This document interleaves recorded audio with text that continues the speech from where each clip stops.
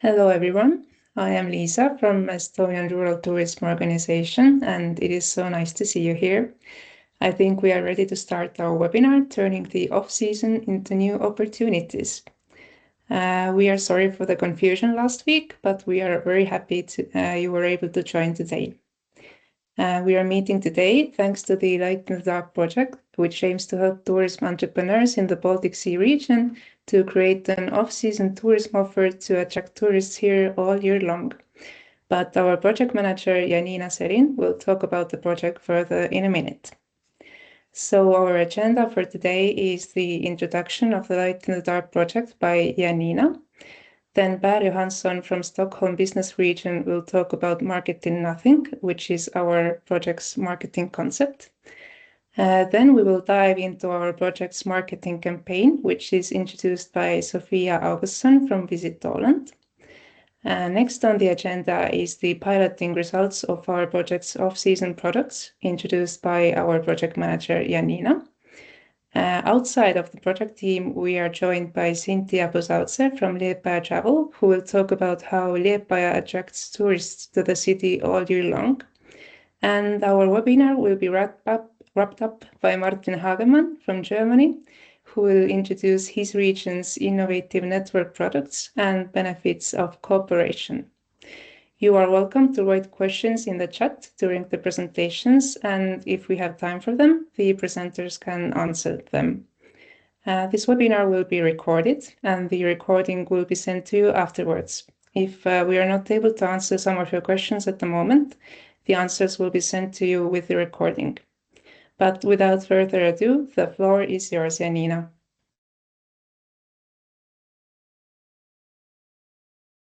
Thank you, Liisa, so much. What a great introduction as well. Also, hello from my side. Thank you, everyone, for joining in, taking the time out of your busy days to come and listen to the project Light in the Dark. My name is Janina Selin, and I'm the project manager, and I work here in Novia University of Applied Sciences here in Finland. In the next few minutes, I'll give an introduction of Light in the Dark, what the project set to solve, what we developed together with our partners, and also how our outcomes can support the DMOs and BSOs across the Baltic Sea region.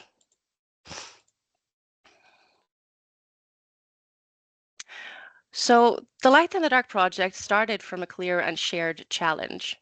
Across our region, tourism is extremely seasonal. Our summer performs really well, but then the autumn, winter, and also the early spring remains underused. And even though we do believe that the potential is there for these seasons. At the same time, within the project, we've also seen a growing group of travelers who want to travel off season. They're looking for these calm landscapes, authentic encounters, and also the nature-based experiences. What we also saw was a bit of a lack of a tool and structures, as well as guidance for turning these opportunities into these concrete products. And our mission then became pretty clear. It was to try and close these gaps. So we built the project around 3 pillars. First of all, it was insights and research, of course. We've collected data from 2 major sources, the first one being the SME interviews and challenge inventory. So this then showed us what businesses need in order to work off-season for better visitor preparation to clearer product concepts. We also had a visitor analysis, which also then revealed what the off-season travelers actually value. Is it the warmth, the safety? It became clear about storytelling, groups, and the connection to local lifestyle came up. All these insights then created this shared foundation for all our partners working in this project. Then we moved on to a structured experience development model. So we did organize then our work around these 3 experience categories, and I will be talking about these more within talking about the piloting for today. But in short, we got these experience categories to help destinations navigate the off-season through themes like active adventure, nourished by nature, and local lifestyle. So these models then helped destinations to identify their strength and also shape them into experiences that fit the off-season instead of trying to fight against it. Last but not least, of course, the pilotings. Together with the SMEs, we then piloted real experiences. This is everything from moonlight paddling, night walks, sauna-based well-beings, and so on. Testing with real visitors was very essential. Overall, it did confirm that weather is not the obstacle here.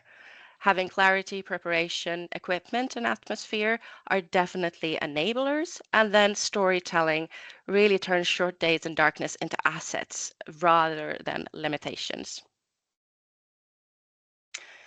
Based on all of this, we created a set of tools and materials now available for DMOs and SMEs. First of all, of course, the off-season experience handbook. We also have checklists and templates for product development, marketing insights from cross-regional campaign that we will hear more about later today, and then also a shared growing media bank with off-season photos and videos. Last but not least, we also have an upcoming AI-supported tool that can further help SMEs move from the form of idea to a ready-to-sell product. All these materials have been designed to be scalable and also easy to use and adaptable to local contexts. Links to all these outputs will also be shared in the email after today's event. But why does this matter? And why do you matter? We've seen that the DMOs really play a central role in turning this off-season into something real, having these real outcomes. So the DMOs are definitely the ones who can connect with SMEs with methods and guidelines, strengthen the local storytelling and also the destination identity, and coordinate training and capacity building. This all would then help destinations to communicate a unified message that the season doesn't end, it just transforms. Light in the Dark project has therefore given this framework to support the work in structured and practical ways.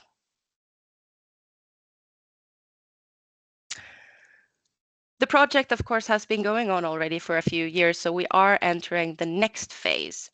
Here, our focus is on sharing the methods and trainings with more DMOs and BSOs, also supporting regions in starting their own off-season development cycles, and also continuing to refine the materials based on the feedback that we're getting not only from today, but other surveys and workshops and everything that we're holding. And then, of course, expanding the upcoming AI tool for a broader use. What we really hope for, especially today, is that this project manages to inspire other people to experiment, but also adapt and also build on what we've already tested.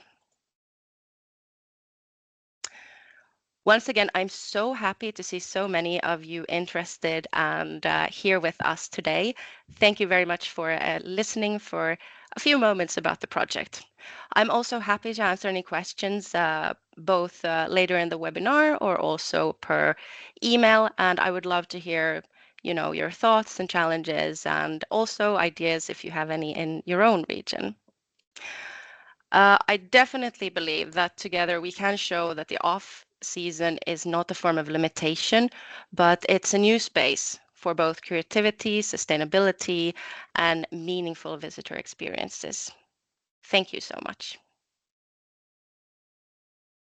Thank you, Janina. I hope you all got some idea of what this project is about. And now we can dive into some more specific topics together. So next, I invite Per Johansson to speak about our marketing concept. The floor is yours, Per. Thank you very much. Hey, everybody. This is Per from Stockholm. Yes, I've been working together with my colleagues in Stockholm for a couple of years now, and these fantastic people in this Baltic Sea Region group to create a concept which is about sending a message out from the whole region. So I'm going to try to make a short presentation to show you what we have. So what is our main, did I share my screen now? Yeah, I did.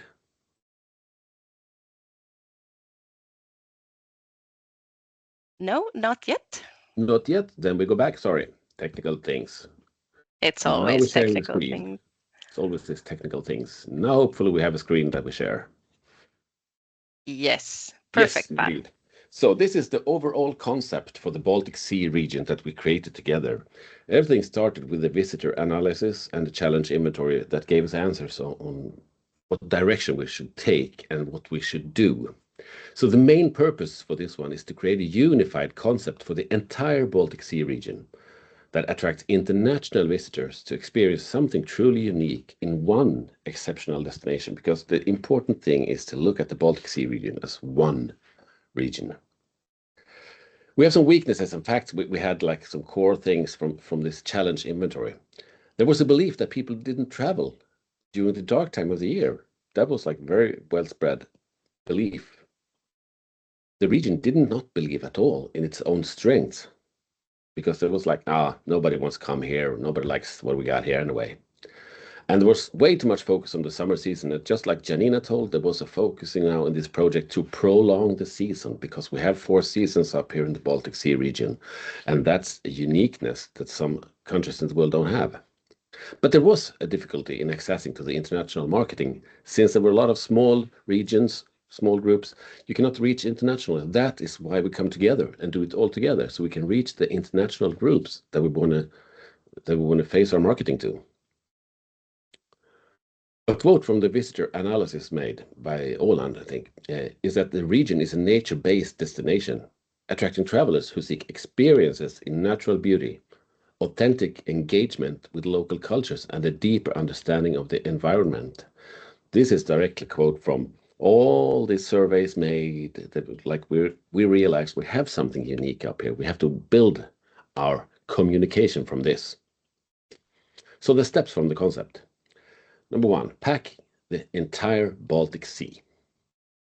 Use the uniqueness of our region, of course. Think of it as one destination with several options, because not every country is the same, but we have one region. We're gathered around the Baltic Sea. I would like to call us the Northern Mediterranean, because everybody talks about the Mediterranean as one region. So the Baltic Sea is also one region.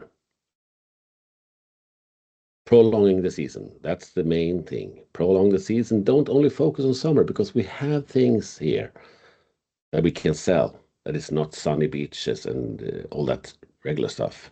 Because we have enjoyable nature experiences during every season of the year. And we have to remind us to focus on the group outside our local area, because we want people to come in from abroad to see the uniqueness of our region. Together, we can make a joint international marketing, and we can reach out outside our region to the international group. So our purpose: take away the fear of the cold and dark. Create the perfect surrounding for the relaxation. Use the nature phenomena as fog, storms, frost, snow, moonlight, and darkness in the way to make the dark, quiet, and calm period into a positive experience for travelers seeking authenticity. This is unique. I mean, you can relax in the dark, you can slow down the pace, you can be unique by using the darkness. We focused on one specific target group, just one, and they are widely spread all over the world, and we call them the nature tribe. Sorry. The nature tribe is since like a lot of service is made, this is a small 3 words to describe the kind of people that we want to attract, that will be attracted by the things we have to offer, of course.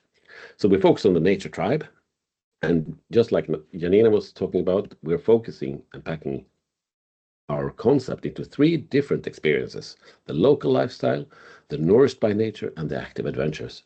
All of them, because inside this target group there are differences. People want to do different things. Some people want to be more active by embracing the excitement of outdoor activity. Some people want to just focus on stillness and recreation and be close to the nature.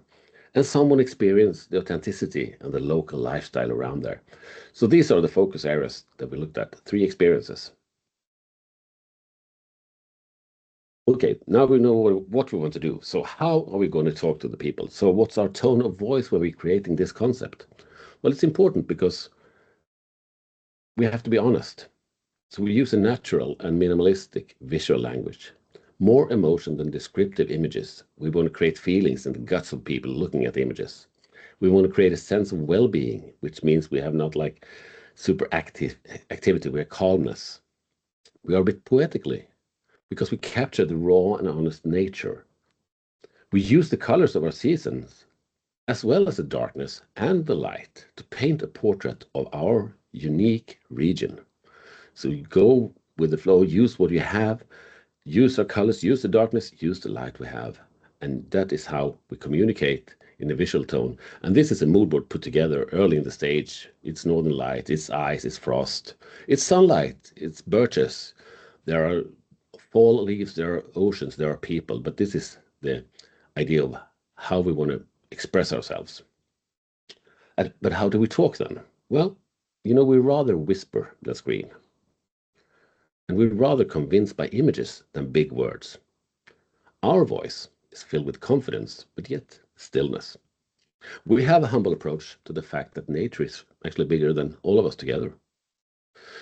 We present opportunities and possibilities because we're rather positive than negative. We are, just as our images, we are honest and comforting. We want to make people feel good. This is the place to go if you want to feel really good. Please come to the Baltic Sea region. These are our boys. But except from the voice, we have sounds, the auditory tone of voice. What do we use? Well, we use, of course, the sounds of the nature, the whispering winds, the soothing waves, and the solitary birds. But most of all, silence. The sound of nothing, the quietness and tranquility. It's a contrast to the bustling cities and crowded places. It's the Baltic Sea region. This is how it sounds. Then you have seen the kind of graphic identity, the logo we made. I just want to make a quick explanation of the dots. The dots are, of course, colors from all our mutual flags got together and placed them over a map of the northern Mediterranean, the Baltic Sea, in a shape. It's been created like this. Because the dots are also important, because a dot on a map is just a dot until you fill it with something important, with something good. And then you will end up with the Baltic Sea region. All these dots can be filled with your own experiences, with your own knowledge, and all fantastic things. So this is the Baltic Sea region graphic logo to come together as one brand. So finally then, what is the message of our concept from all this coming? Well, we focus on what we don't have. We're positive and we give energy with amazing scenery. We create contradictions between imagery and the fact that we have less of some things. The things we leave out fills in the gaps in the minds of the viewer, and it confirms that less is more. So this is what we try to capture, and we made a film to try to communicate all this. And now I'm going to try to find the film here and show it to you. So please enjoy, with or without popcorn. Nothing.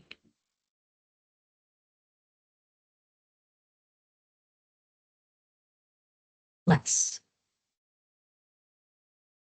About getting less on your journey. Because we don't have much of some things up here in the north. Almost nothing. No sounds, no crowds, no stress, no pollution. We avoid junk food, cheap souvenirs, and tourist traps. Here, we don't escape from the heat. But on the other hand, we are nothing less than fantastic, silent, solitary, breathtaking, delicious, beautiful, adventurous, smiling, authentic, welcoming, true, sustainable, affordable, natural, cozy, healthy. The hidden secret. We are your next destination. We are one destination, but with several options. In the Baltic Sea region, you can experience culture, adventure, food, silence, activity, or just breathtaking nature. We have everything when you're looking for nothing. We are the destination where less is more. The Baltic Sea. Nothing less.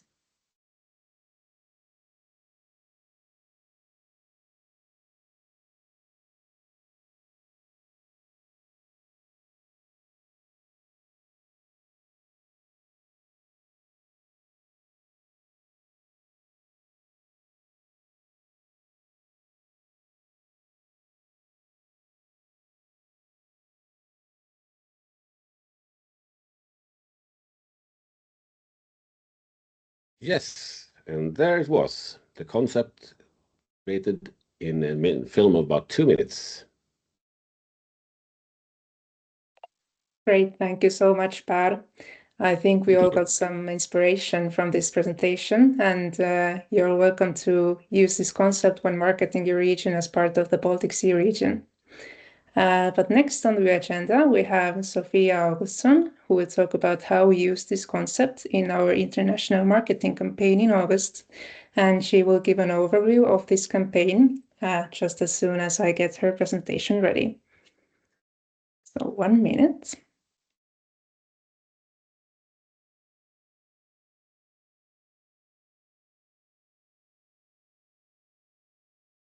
So I hope you can see it. Yes, perfect. Hi, everyone. My name is Sofia Augustsson, and I work at Visit Åland. And today I'll be sharing insights from the cross-market meta video campaign carried out as part of the project. This was an awareness-focused test campaign designed to explore audience attention, content performance, and market differences across several countries. I'll keep this presentation concise and focus on what we learned, particularly what might be relevant for destination marketers working with similar challenges. And this campaign was designed as an awareness-focused test. The objective was not conversion, but to test the concept as a whole and understand how the 3 teams perform across different markets. We wanted to test the Baltic Sea region countries within the project: Sweden, Finland, Estonia, Latvia, and Lithuania. And also alongside Germany as a shared market of interest beyond the project. To ensure comparability, each team used consistent team-aligned interest targeting across all markets.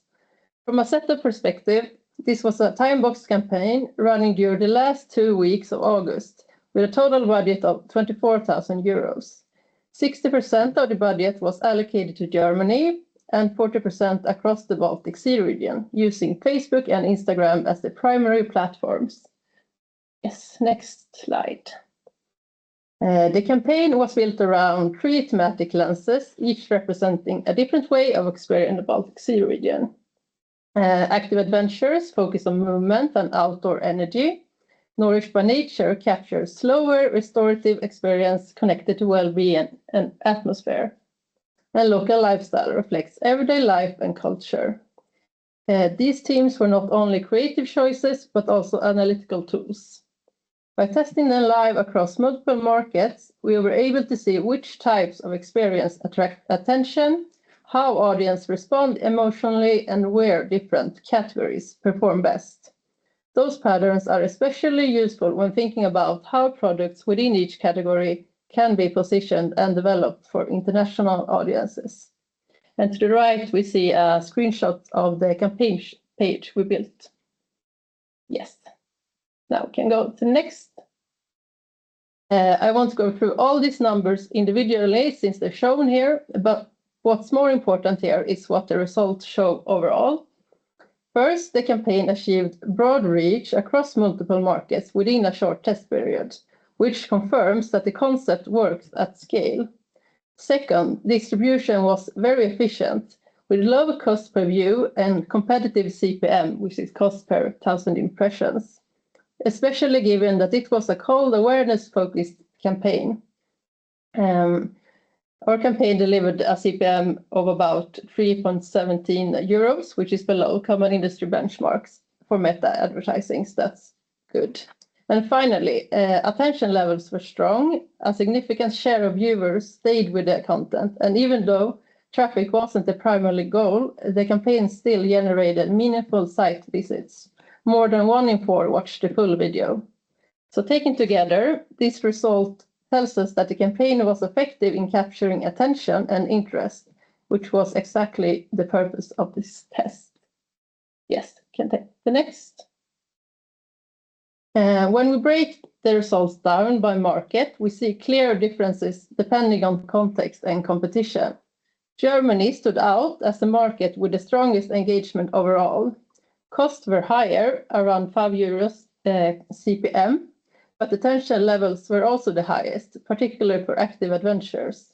This indicates that Germany is a more expensive but highly valuable market when the content resonates. In the Nordics, Finland and Sweden, which had similar outcomes, we saw good visibility and reach at relatively low cost, but lower interaction. Active adventures still perform best here, suggesting that stronger differentiation is needed in markets where similar nature-based messaging is already common. The Baltics, Estonia, Latvia, and Lithuania show the strongest efficiency overall, with the lowest cost per 1,000 impressions, the highest click-through rates, and the strongest emotional responses. In these markets, Nourished by Nature was particularly effective. Taken together, these patterns highlight how the same concept can perform very differently depending on market dynamics, which is exactly the kind of insight this test was designed to generate. Yes. When we look at the teams individually, some clear patterns emerge. Active Adventure stood out for its ability to capture and hold attention, particularly in Germany and the Nordic markets. And to add one concrete signal of interest, the single highest click-through rate we had was for Active Adventures in Germany. Nourished by Nature showed a strong ability to sustain viewer interest, especially in the Baltic markets. And it was also the team that generated the strongest emotional response, with the most reactions in several Baltic countries.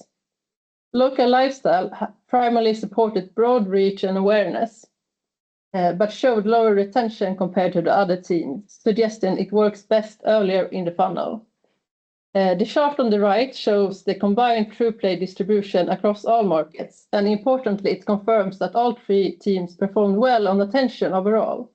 While the overall volumes appear fairly even, the key insights come from the market level differences, which reveal how the teams play different roles in driving attention and engagement. Yes, next slide. Looking at audience level patterns, we saw some clear differences in how the teams resonated across age and gender. Men aged 35 to 54 engaged most strongly with Active Adventures, which align well with the more dynamic and activity-driven nature of that content. Women aged 55 and above showed stronger engagement with Nourished by Nature, indicating a preference for calmer, restorative experience and slower pacing. Among younger women, Local Lifestyle attracted interest, although interaction levels were lower compared to the other teams. Together, these insights help illustrate how different teams connect with different audience segments, which can be useful when shaping and positioning experience for specific target groups. Yes. Although driving traffic was not the primary objective of this campaign, we still saw meaningful on-site activity. In total, the campaign generated 5,868 sessions, with Germany accounting for the largest share of traffic, which aligns with both the budget allocation and the strong performance we saw in that market. When looking at behavior across teams, visits were evenly distributed, suggesting that once users choose to click through, interest was consistent regardless of team. This indicates that while the campaign was awareness-focused, it successfully sparked curiosity and delivered relevant content across all 3 thematic areas.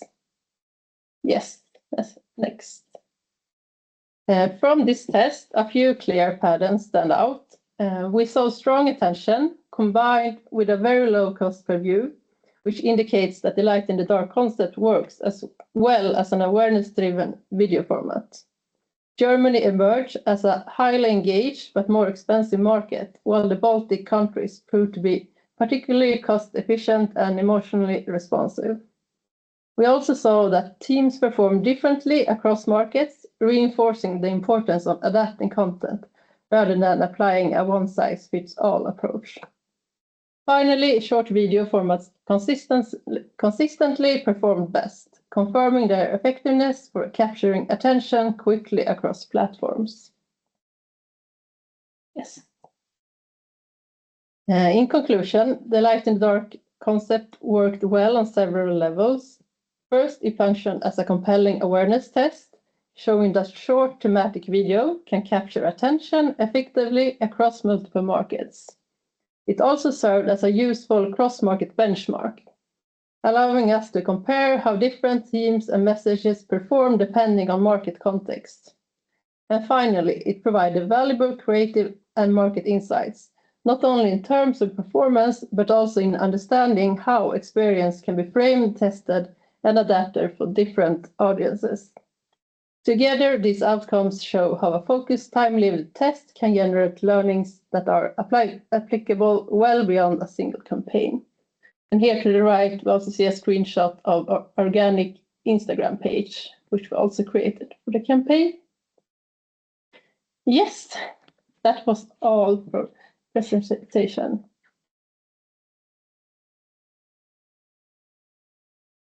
Thank you so much, Sophia. So it was a really thorough presentation, and you really gave us an overview of the campaign. But now on to the actual products that our project participants developed and piloted. Janina, the floor is yours to talk about the piloting process. All right, thank you so much, Liisa. Let me see, there the beautiful pictures are as well. Also, thank you so much for all the comments in the chat. We will get back to them, if not today, then also later after the event. We wanted to start with some pictures to get kind of the feeling what we have been doing. What you see in these photos come from off-season pilots. They've all been carried out between 2024 and 2025. In total, 25 tourism products were developed, and 15 of them were piloted with real visitors in rural and coastal areas across the Baltic Sea region. We have now would like to present the whole off-season potential and, of course, what we learned from all these project pilots. This presentation has been done by the Kurseme Planning Region, and Anna Upsava has been the main developer of this report. To better understand what kind of services the SMEs actually created, we have grouped all the piloted products into the 3 experience categories. This, of course, we already discussed a bit earlier here in the start, and also Per showed us some great examples, and I think this piloting is a great way now to really get to the core of what it has been all about. We have, of course, had the desktop tests and then pre-pilot expectations and post-pilot evaluation. So it has definitely shown us some great results, not only for the SMEs, but also for the project and for other people's interested in doing something similar. And here, once again, we have the products that were grouped into 3 different categories. The groups form the analytical basics of the pilot report, and it also helps us structure how we actually present these results. So in the next part, I'll just briefly walk you through all the 3 experience types, and under each of them, I'll highlight 2 just concrete products to get a bit more detail of what this was all about. This also helps to illustrate how different types of experiences perform in the off-season, and then also what we learned while we were testing these with real visitors. So we're going to start with local lifestyle. Local lifestyle products, they are the ones that are built around everyday life. You got the local people, the food, and traditions. What we see in the results is that this type of experience works very well in the off-season because it doesn't depend on weather or infrastructure either. So the average post-pilot score is 4.55, and that is actually pretty high, and it's been quite consistent across all the indicators as well. The strongest scores were in product quality, storytelling, and recommendation likelihood. This tells us that the visitors really value the personal stories. They also value being welcomed into someone's daily life and just the simple and shared activities. So in short, these products show that the off-season tourism doesn't need big attractions, but rather it needs people and authentic encounters. I won't be going in too much into the numbers of every slide, but of course we love presenting these pilotings that we have done together with our local SMEs. The first one is Övergårds. The product is pretty simple. It's an everyday experience, a tasting rooted in local life and personal storytelling. It's also without this complex infrastructure. On the slide, you see the pairs of numbers showing the pre-pilot expectations and post-pilot evaluation after the visitors actually participated. What really changed here was the off-season suitability. The confidence actually increased clearly after people had participated in this event. So this clearly tells us that the visitor initially underestimated how well such a modest local experience works outside the main season. Of course, we want to bring forward an authentic Finnish seaside sauna experience as well. So this product, of course, comes from Finland, and it combines a seaside sauna experience with accommodation as well. So this is also designed for the off-season travel. On the slide, the first number shows pre-pilot expectations, and the second shows post-pilot evaluation. So the clearest change here is in clarity and logistics. This increased by 0.4 points after participation. So it did once again showed higher confidence once the experience actually was tested. So this once again confirms that the off-season wellness products, clear guidance and hosting matter just as much as the facilities. Now moving on to the second experience category, being nourished by nature. And this group actually performed best overall in our whole piloting segment. The average score of the pilot was 4.63, which is the highest among all experience groups. The one clear result is that people rated these experiences higher after they had actually tried them, especially for off-season suitability, which actually increased by 0.6 points, which is quite the big jump. The strongest areas, once again, was storytelling and connection to nature and the local values, and also the willingness to recommend the experience to others. So here, the visitors, they valued the feeling of calmness, being relaxed, and emotionally restored as well. And this was then worked really well with together with a clear and gentle guidance. So the Nourished by Nature piloting showed that the slow nature-based well-being experiences worked really well in the off-season, even without the perfect weather or the complex infrastructure. Of course, here we want to bring up some piloting examples as well, so you can get a kind of a feeling of what we really mean here by Nourished by Nature. This product comes from Estonia, and it combines nature foraging, tasting, and storytelling. On this slide, the first number once again shows the pre-pilot expectation, and the second one shows the post-pilot evaluation. The strongest change here is the off-season suitability, which increased by 1.2 points after participation. So this shows that once the people experience the product, their confidence in it working outside the main season increased significantly. The second example is the Rakenkotka Island experience. And once again here, you can see the first number being the expectation, and the second shows evaluation after the participation.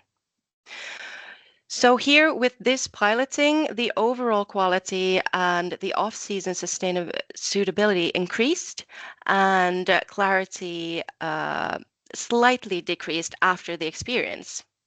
So what does this really tell us then when we get these kind of numbers? It showed that the emotional value was strong, but clearer structure and communication is really essential for commercial kind of readiness. So when you go out selling this product. Last but not least, we have the active adventures. Here, once again, the active adventure results show that it performed really well after the real testing. The biggest improvements were in clarity and logistics, as well as the recommendation likelihood.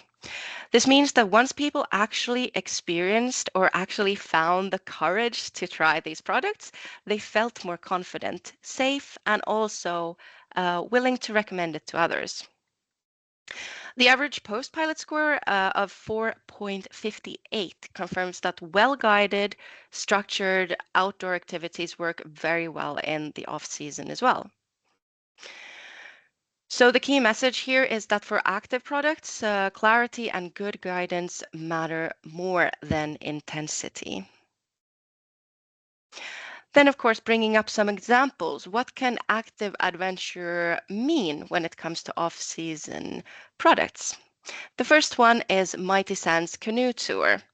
And it is more of a physically active outdoor experiences. So it's combined paddling with nature and then cultural landmarks in the Curonian Lagoon. Again, the numbers compare pre-pilot expectations with post-pilot evaluations after the real participating in the pilots.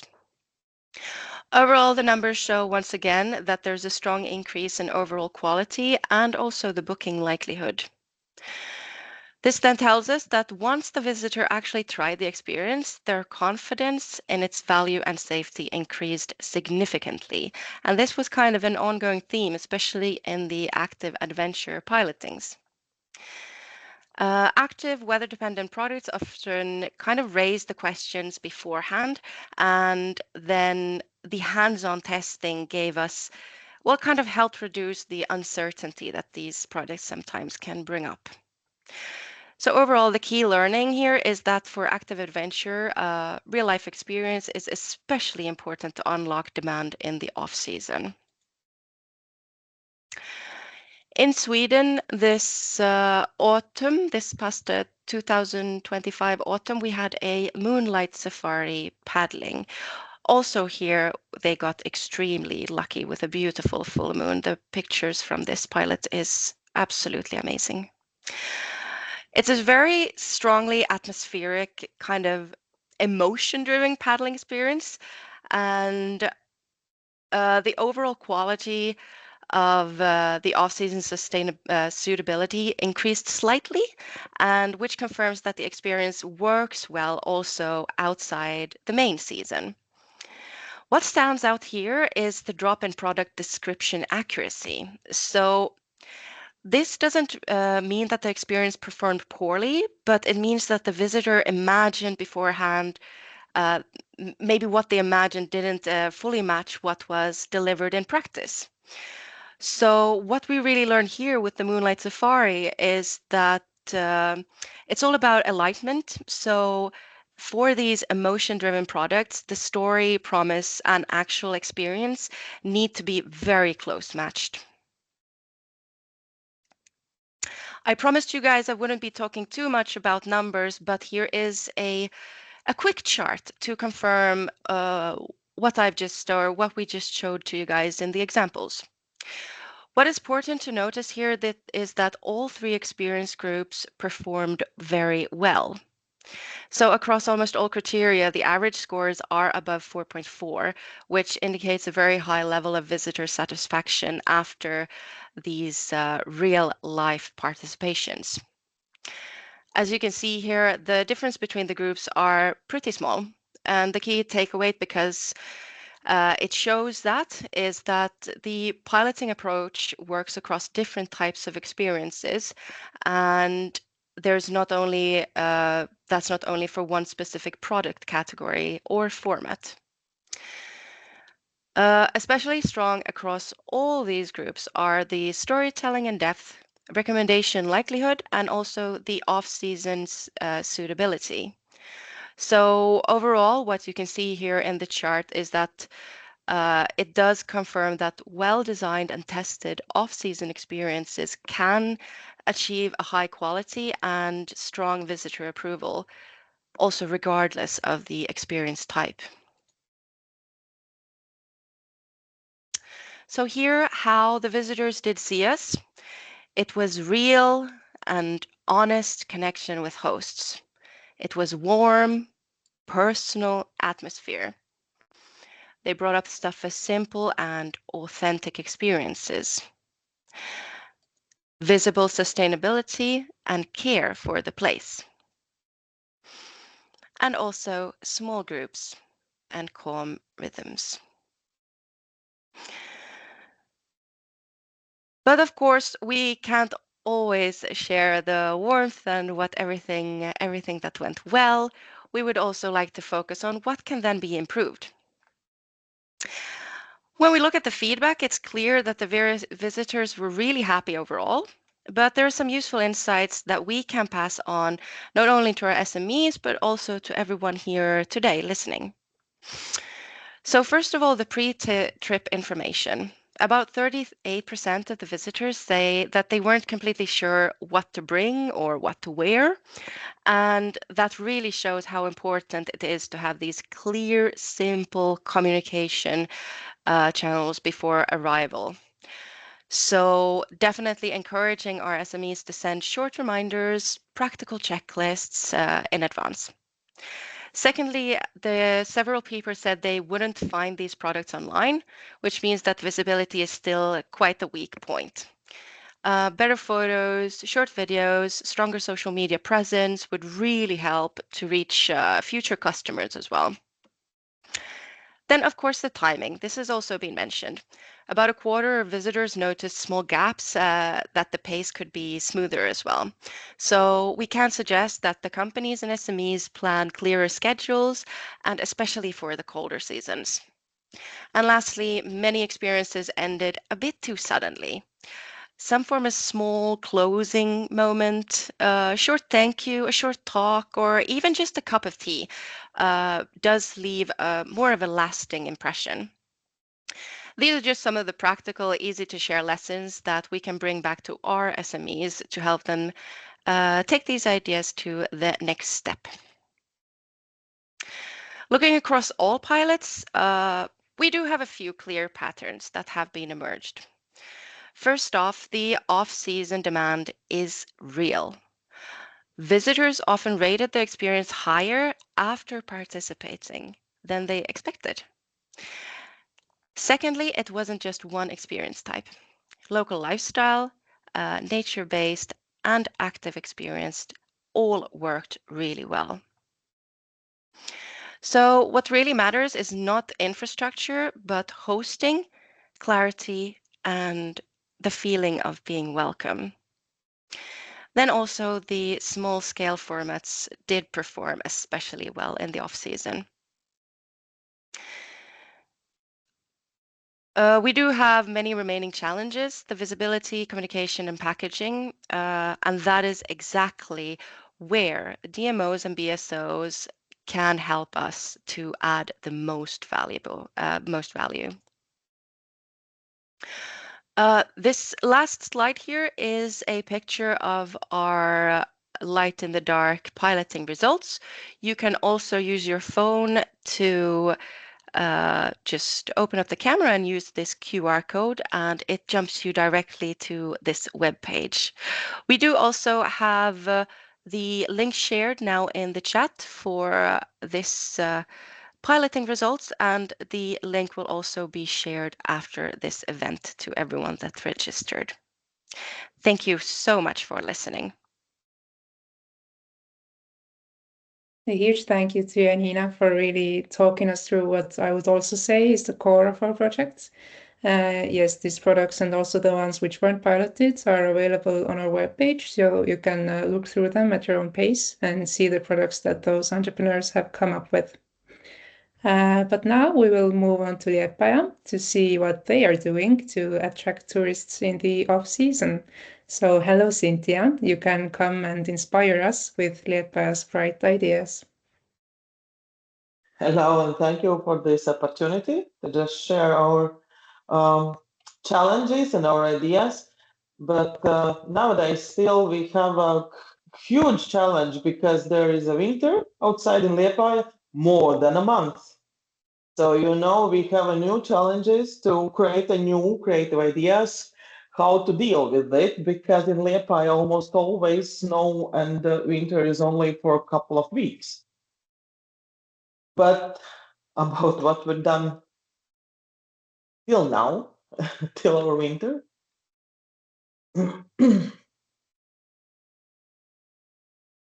Okay. Sorry, I will show again. Now, I hope that you see the full screen.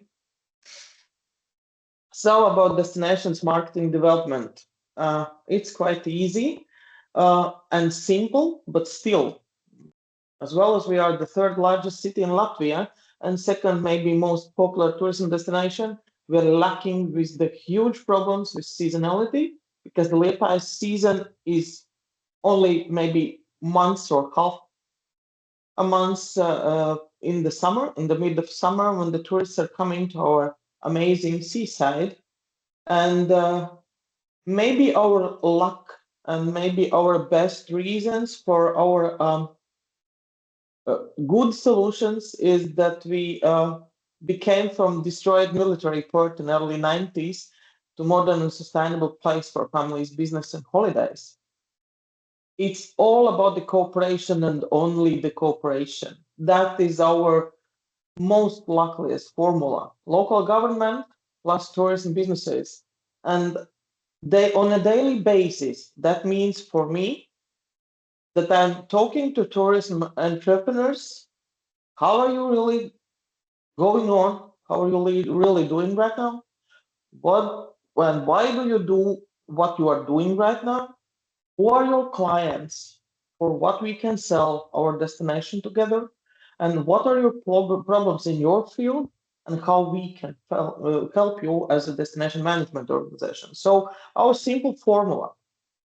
Tourism agencies, operators, and media are working to us, to destination management organization Liepāja Travel, and we are working with our entrepreneurs, and they are making our databases on which we can hold our products to sell.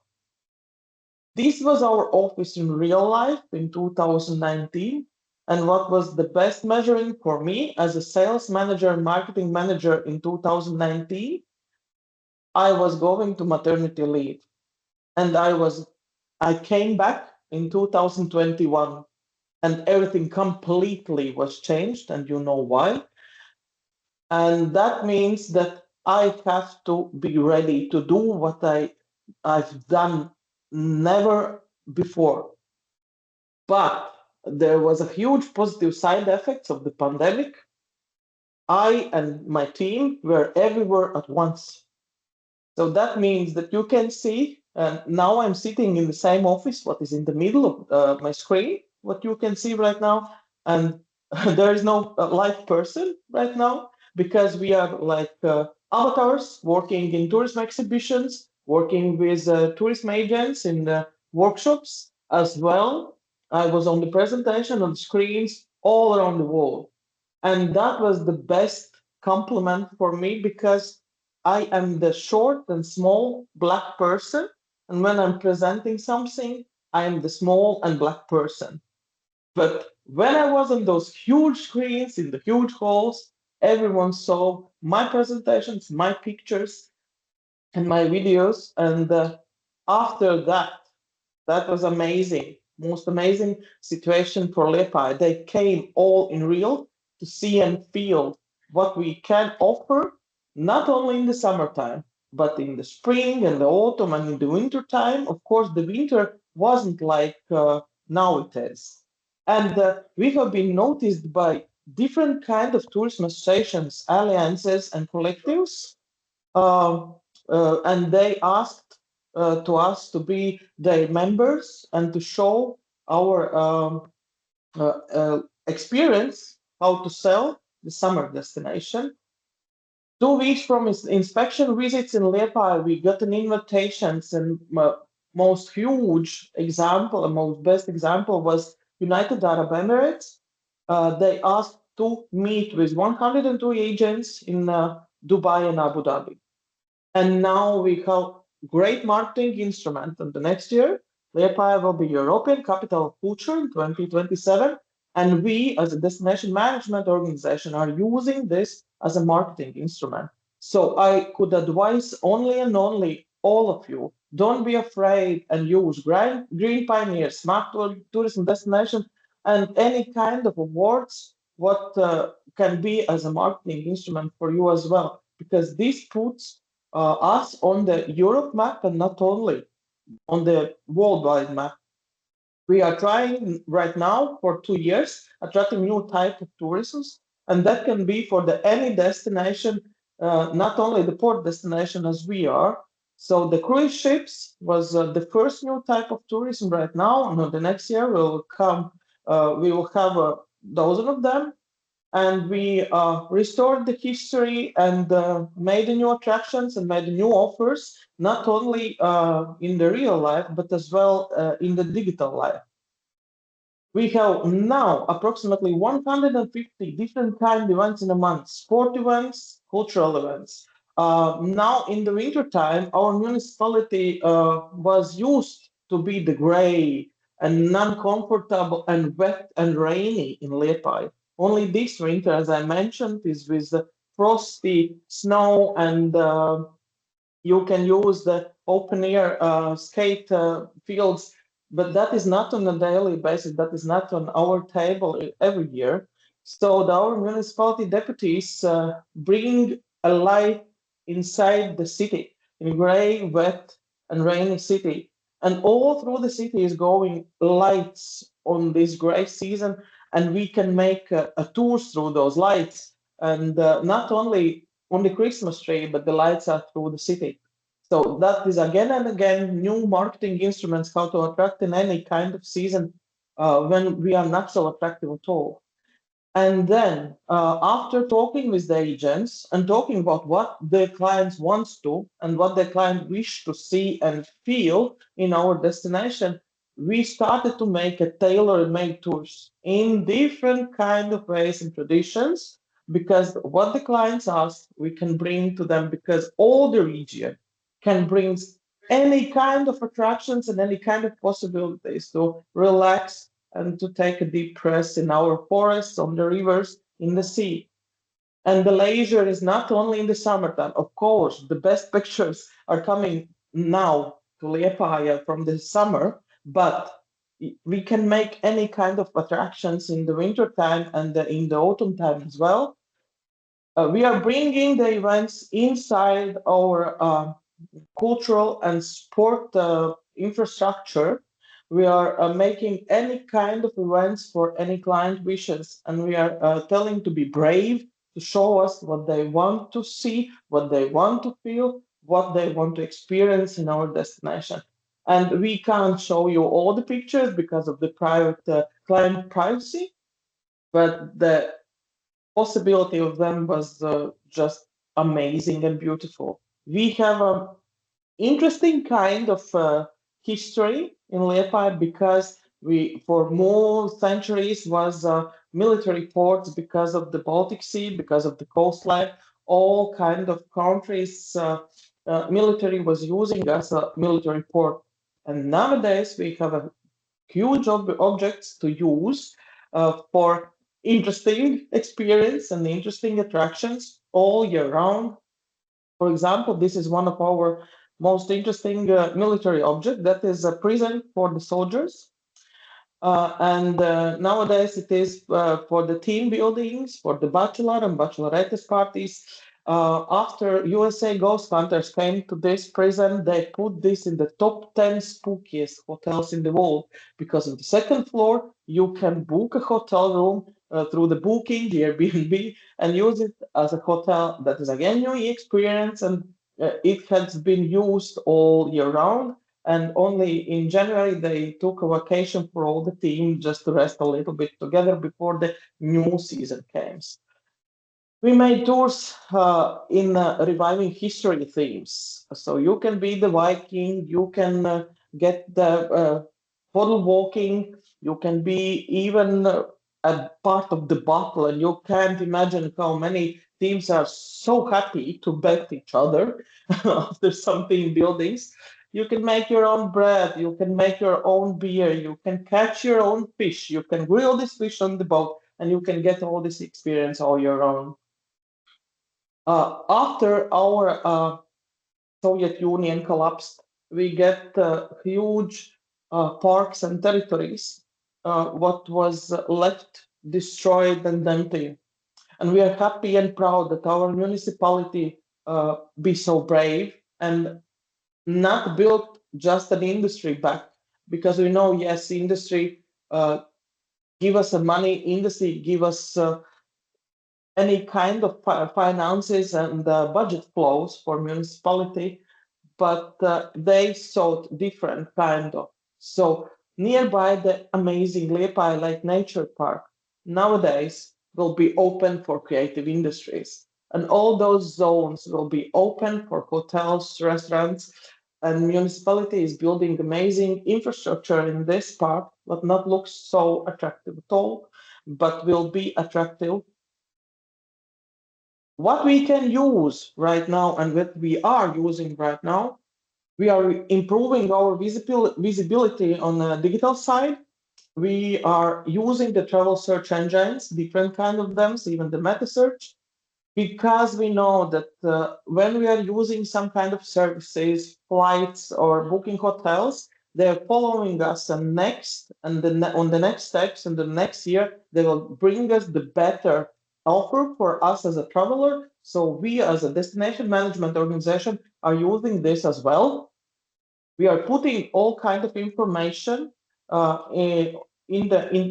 the internet, not only using our websites and social medias, but as well putting information everywhere where we can do it and where we are allowed with that. So on the next step, the travelers will see not only the hotels and not only the flights, but they already will get some predictive information about the destination, what they can use. That is what is helping us nowadays. And we have a practical examples for that. For example, one saucer team from Norway just asked ChatGPT where they can make trainees camps in the Europe. And believe or not, because of our amazing sport infrastructure in the city, and that we can put all this information in the internet, and all the chatbots can get them there because we are allowing to get the information. The ChatGPT offers in the second place Liepāja as a perfect saucer training place. That is again one of the instruments that we are using just to make a visibility for our destination. We know, of course, this picture is a little bit for the smile, but we are ready for the future of travel technology. And we know that in some days, there will be some kind of technologies what we can't predict nowadays, but we have to be ready. So we are just all time learning what is happening in the internet, what is happening on the travel size, and what is happening all around the world. And again, that is helping for us to be ready for the future. because our destination is so small and we will not be overcrowded by the tourists, I believe, in the next 100 years. And we need to be ready to give the information for all kinds of travelers around the world, not using the already known instruments as the workshops with the tourism agents, operators, or media. Now in the Liepāja, you can get the augmented reality. You can see through the apps how was looking Liepāja in the history, and as well see the new objects, what is not in real life, but only in the earth placements. For example, this picture with the black trees is because our university is making less, like printing less paper. And when they're, again, I forgot the English name, but when they're not using so much paper, they are growing the tree in the front of university. We have our first digital concert hall. Again, because of the pandemic, the concert hall, our acoustic concert hall, Great Amber, had to be creative, and they made themselves as a digital concert hall. So you can buy from all around the world any kind of concert, what is happening or happening in the concert hall, and you can see it anytime or in the real time. We have new colleagues in the office, Bings, Chatinch, and Ville, and they're helping us to bring all the information, not only for us, not helping us with the digital and social media platforms, but they are bringing all this information to chat box all around the world, what we allow them to use. And we started work with our Chatinch 1 year ago. And of course, every chatbot, every IE, we get like a 0 in the 0 point. So we have to teach them. And we started to teach our Chatinch 1 year ago, and we bring the pictures and ask them to make the future Liepāja. We laughed about it. That was a funny time. We were learning together with this chatbot and IE and telling them, we're teaching what is Liepāja precisely. And we are telling and telling you for the months and the months what we are looking alike, what we are doing alike, what we want to be in the future. And then the pictures became more realistic and the stories became more realistic. And nowadays, our colleagues are making some future scenarios for the Liepāja. Of course, this is only the pictures for the smile, but they are helping us to make a future scenarios. What could happen if will happen that? What you need to do and what you need to be prepared, what information, what kind of marketing instruments you have to use in the future if happens that and that. But on a daily basis, our colleagues are huge helpers because still, if there's a digital century right now, digital times, still I'm coming for all the workshops with the business cards, with the lists, printed lists, believe or not. And I had a huge lot, I don't know, I didn't have the time to put everything in the databases, in the Excels or any kind of databases, and make some filters to get contacts what I need. But our colleagues, you just need to take photos of all the visit cards and all the tables. And after 3 minutes, I have the precise databases, and they can send exact tailor-made tours to the agents, to the operators or medias, what they was asked on the workshop. And what was the next thoughts, and what will be the next marketing instrument, what we are trying to realize in the next 5 years will be the Metaverse Tourism Information Center. And the idea became again in the pandemic. When I was showing the presentations for the tourism agents, I saw only their faces, and sometimes they're laying in the beds, sometimes they're laying on the couches, and I don't know exact what they're looking and what they're doing. And I met an agent, completely paralyzed agent, in a travel agent in the New Zealand. And she was working quite fine for the clients digitally. And then I have an idea. So this kind of people can't travel at all. They can't travel because they are completely paralyzed. Then why I can't make an instrument to show them my city in the metaverse platforms, and they don't need the additional equipments like glasses. They need only the screen, TV screen, computer, or laptop, or maybe phone, and they will see my city, but I need to put this city in the metaverse. So thank you for your attention. It was, again, really, I'm really honored. And this is my leisure avatar. As well, I was the professional avatar working in the workshops and tourism exhibitions. This was my leisure avatar, you believe or not. You can attend the rock music concert, even if you are only on your couch, sitting on your couch, but you need your own avatar to attend this rock music concert. So this was my avatar when I was taking a rest together with my husband in a digital rock music festival. So thank you very much. And this is my private contacts, and don't hesitate to ask any questions. Thank you so much, Sintija, for giving us some inspiration for the off-season. We have talked about the project and the products, but I think it is also very important to see how different destinations handle seasonality. So thank you for that. And last but not least, we welcome Martin Hagemann from Germany, from a region which pronunciation I will leave it to him, so I will probably butcher it with my poor German skills. But we are very eager to hear about the cooperation and the network products in your region. So I will just again put up your presentation.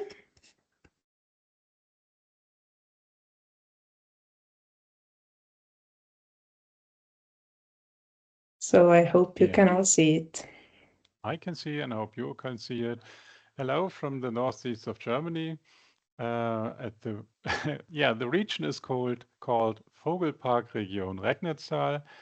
It's me, Martin Hagemann from the Tourism Association. I coordinate this region, and I want to bring you some ideas of how cooperation can also work, not particular maybe in dark seasons, but at least at minimum as an as an idea for the shoulder season. So we at least can approve that people are staying longer in our region since we use these network products. So let's start with where we are, because Vogelparkregion Recknitztal, that is in the federal state of Mecklenburg-Vorpommern, so the northeast. It is close to the Baltic Sea, but not directly at the Baltic Sea. You see it also in the maps indicated between the Hanseatic cities of Rostock and Stralsund, and it's just a rather rural area. And it's not a touristic hotspot. The Baltic Sea is some 30, 40, 50 kilometers away. That's a touristic hotspot. There are millions of visitors. And for us, it's the question, what can we offer that people come from the seaside to our rural area? And that's, let's see what I have here next. Because there's one thing where people go for its own, because it's just, you don't even need to market it. We have this huge bird zoo, which is an area of 22 acres with walkable volières, animal shows several times a day, play worlds. So you can stay there more than a day and haven't seen all the stuff what is visible there. You can stay overnight there in tree houses and so on. And it has more than 250,000 visitors per year. And the rest is just more or less rather small touristic services. No? You have, of course, some playgrounds, bigger ones, and canoeing rentals and tour guides, food manufactories, quite a lot, crafts and art galleries, and manor houses. It's a wide range, more than 50 small attractions, if you like, but how to make them visible in the rural area. And that we did by a map. A kind of busy map. We call it in German Wimmelbild, because you can discover, and I would need to zoom in, There are so many nice cartoon-like drawings, and that makes, first of all, curious. It shows the variety, of course, but it makes curious. It invites people to explore things. And no one throws this map away, because this is our best marketing product we developed 10 years ago, a bit more than 10 years ago. And we got members in our tourism association because they wanted to be on this map. So that shapes the family where everybody in our region wants to belong to. And this map is situated in over 60 places at the touristic hotspot areas, but also in our areas. And people stand there and look at it. And we always have a box where you can take a leaflet with the map with you. But beyond this busy map, we need to have something else to get people getting interested in these small attractions. And our idea from the very beginning was to send people from one place to another, and not particular that they are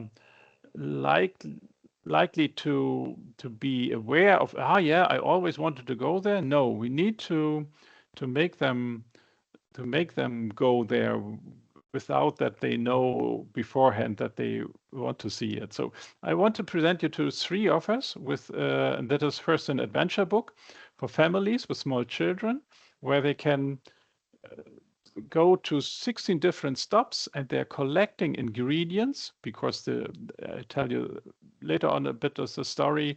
You collect ingredients to gain magical power. At the end, the families get an amulet. That's the one thing for the families with small children. We invented a smuggler route, because we have this historic salt road I'll talk about a bit.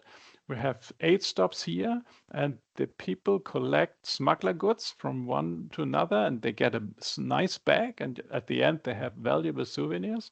And the third one is we call this target group Curious Explorer. So those who like to taste, who like this lifestyle. I think we had this local lifestyle earlier mentioned. That started with 4 stops. We have now 8 stops. These are manufactories where you can taste, where you can get guided tours, where you can get explanation about the production. And believe me, once you have been there and being explained, for example, in a mustard mill, you don't buy any more mustard in a supermarket. So I start with the first one, with the last one. That is the manufactory discovery route with open production, guiding, and tasting. We have 4 different mills.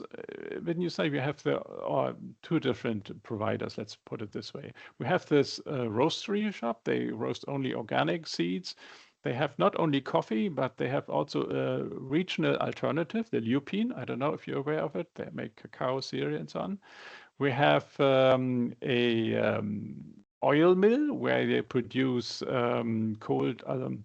from all kind of seeds. They make oil, and with the leftovers, you produce gluten-free flours. You can use them for baking. So it's the next one for baking the cakes, what they offer in their farm shop or in their cafe.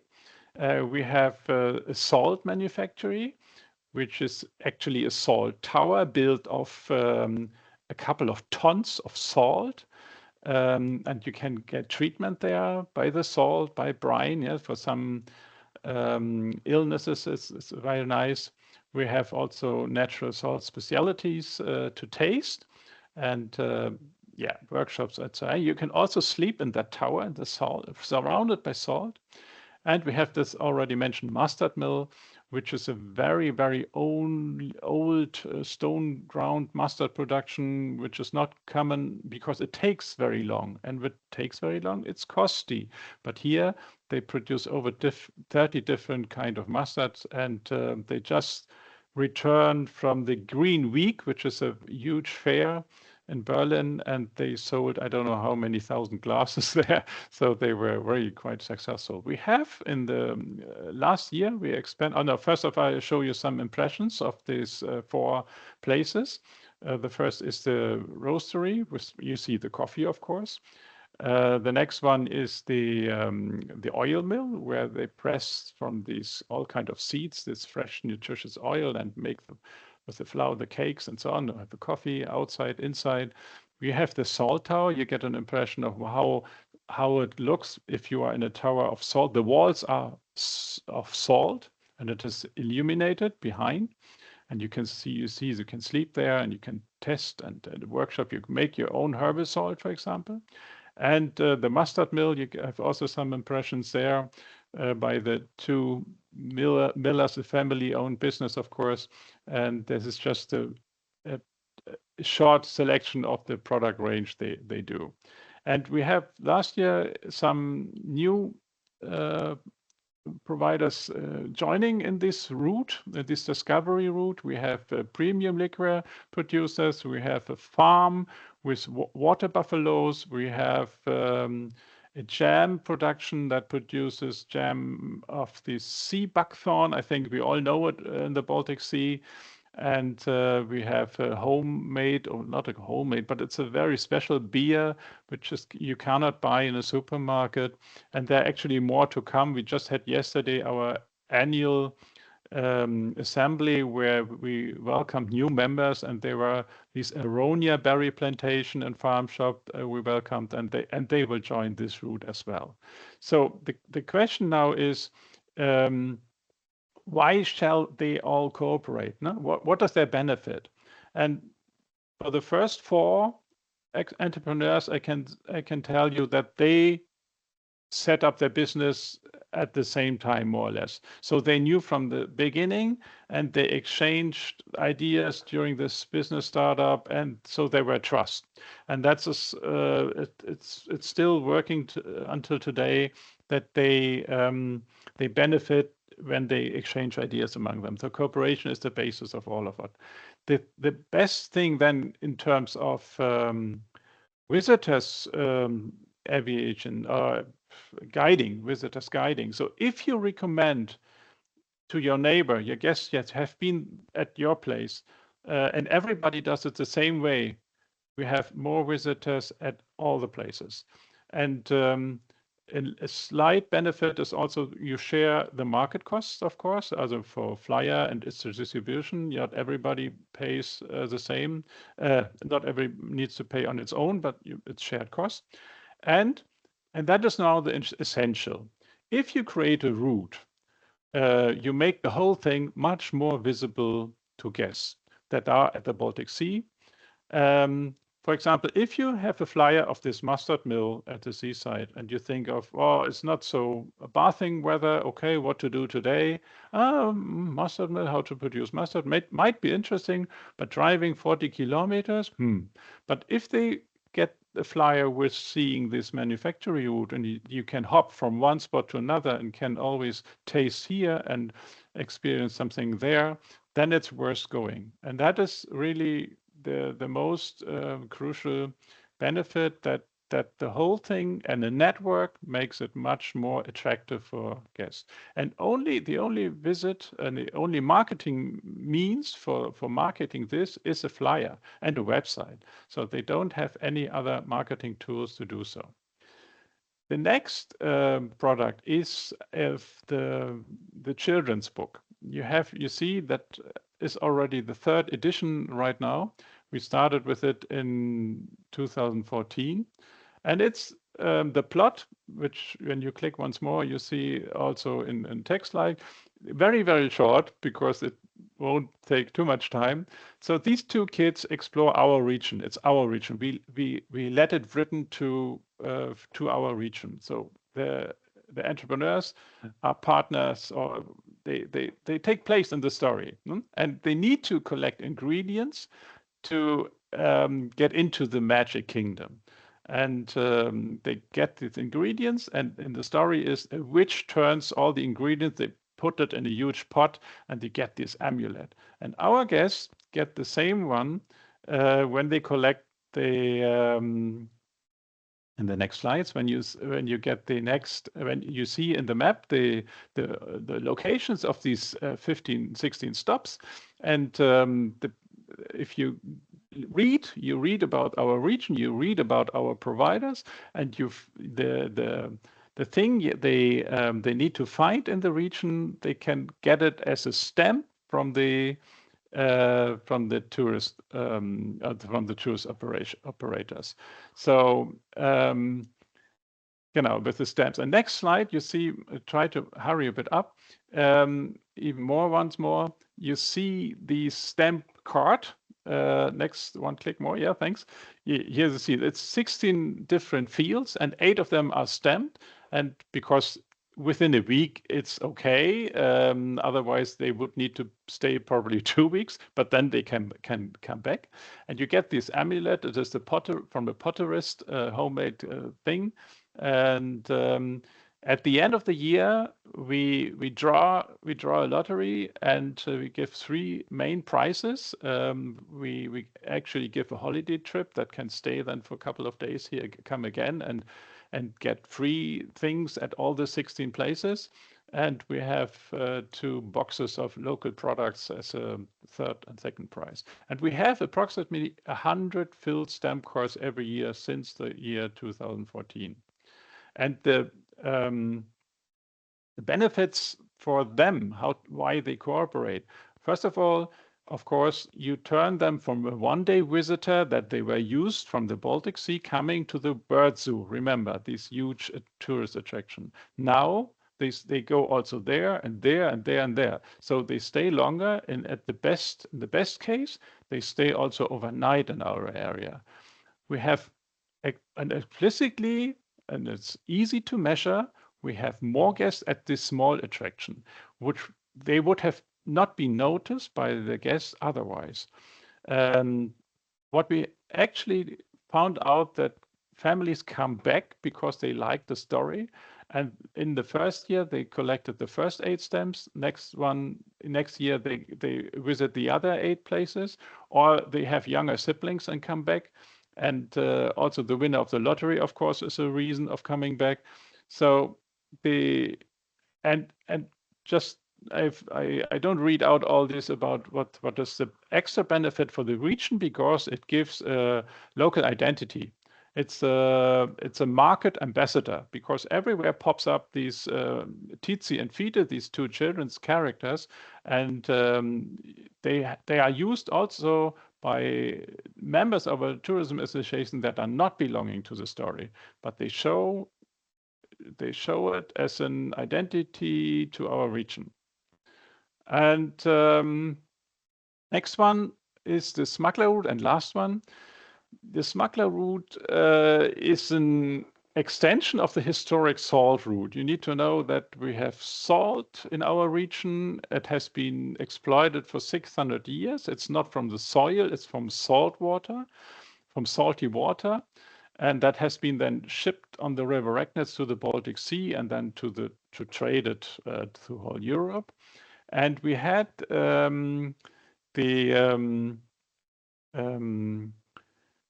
it's the only salt source in Mecklenburg during the continental blockage by Napoleon. So, and of course, it was forbidden to trade the salt to neighboring Pomerania. And the river Recknitz at the eastern part of our region is the border to Pomerania.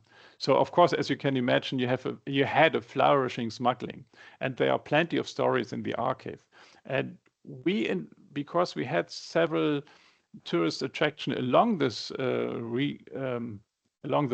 river to the Baltic Sea, we invented first the historic salt route as a tourist offer, with a map to visit them from one another, and then we turned it into an extra